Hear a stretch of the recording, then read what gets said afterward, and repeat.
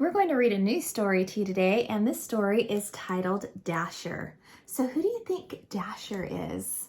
Well, let's go ahead and find out. You may have heard the story of how a certain red-nosed reindeer was chosen to guide Santa's sleigh one foggy Christmas Eve. You've probably heard of 8 other reindeer too. Maybe you can even remember all their names. But you might be surprised to hear that there was a time long ago when Santa's sleigh was pulled by not a team of reindeer, but by a single horse named Silverbell. In those days, Santa didn't have quite as many toys to deliver as he does now. But over the years, as more and more children believe in the magic of Christmas, Santa's list grew longer and longer.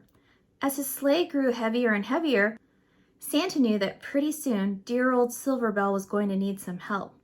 This is the story of how an ordinary family of reindeer became the most famous animals in the world, and it would have never happened if it weren't for a brave young doe named Dasher.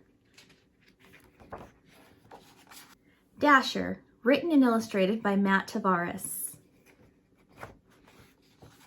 Life was not easy for the reindeer family of J.P. Finnegan's traveling circus and menagerie. They spent long days crammed together under the hot sun as an endless stream of curious people jolted to catch a glimpse of them. Even at night, there was little rest. Some nights, to pass the time, Mama would tell stories. It was a magical place, she would say. The air was crisp and cold, and the ground was always covered with a cool blanket of white snow. Your father and I were free to roam under the glow of the North Star. Dasher, the youngest reindeer, loved Mama's stories. "Is that the North Star?" she asked. "The very same," Mama said. "We always knew we were home when it was directly overhead." "I wish I could go there," said Dasher. Mama sighed. "I do too," she said. "But Mr. Finnegan is not kind to animals who try to escape." Day after day, under the watchful eye of Mr. Finnegan, the reindeer family delighted crowds wherever they went. Dasher liked being with her family, and she loved meeting so many children who were always kind to her. Sometimes they even fed her carrots, which were her favorite food. But at night, while the others were sleeping, she would lie awake, gazing at the bright star on the horizon, wishing for crisp, cold air and cool blankets of white snow. One night, mighty winds shook the circus tents and rattled the animals' cages. Dasher was wide awake, wishing on the North Star, when she was startled by a loud creak. The gate to her pen had swung open. Dasher could hear rustling from inside Mr. Finnegan's trailer. She glanced up at the North Star. She looked back at her sleeping family. She knew that this might be her only chance. Her heart pounded. She took a deep breath, and then she ran as fast as she could. On she went for hours with the North Star as her guide. But no matter how far she traveled, it was still way off on the horizon. Dasher began to wonder if she could ever make it there. She thought about turning back, but she couldn't remember the way. She didn't know what to do. So she looked up at the North Star and made a wish. Just then, Dasher heard something in the distance, a soft jingling coming from the woods. There, in a clearing, Dasher saw a man with a horse. "I'm sorry, Santa," said the horse. "The sleigh is just too heavy this year." The man smiled. "Now don't you worry, Silverbell," he said. "We'll take all the breaks you need." "But the children," said the horse. "They'll be heartbroken if we can't deliver all these toys by Christmas morning." "Children," thought Dasher. She stepped forward. "Maybe I can help," she said. "Hello there," said the man. Dasher walked closer. The man smiled. "Have you ever pulled a sleigh?" he asked. Dasher shook her head. "I've never even seen a sleigh," she said, "but I pull a wagon just about every night."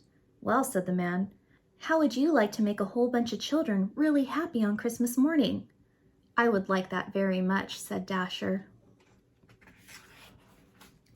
Santa thanked Dasher and attached her harness. It was soft against her fur, and its jingling bells made the most beautiful sound she had ever heard. Santa climbed into his sleigh. Dasher pulled with all her might. Then suddenly, the load felt lighter. Dasher looked down. They were flying.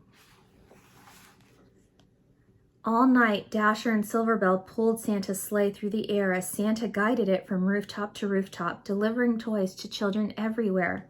Dasher had never experienced such a thrill, and she ate so many carrots she felt like she would bust. She was having so much fun, she forgot all about the North Star.